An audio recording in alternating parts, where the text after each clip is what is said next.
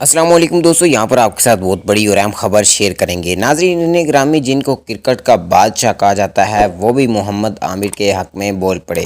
जी हाँ नाज़रीन ग्रामी, मैं आपको बताने जा रहा हूँ कि AB डिलीवियर भी मोहम्मद आमिर के हक़ में बोल पड़े और उन्होंने एक बड़ा बयान जारी कर दिया। ख़वातीनो हज़रात, उनका ये क्या कहना था, इंडिया के ख़िलाफ़ क्या कहना था, पाकिस्तान के हक़ में क्या कहना था, मुकम्मल तफ़सीलात आज की इस वीडियो में हम आपको बताने जा रहे हैं।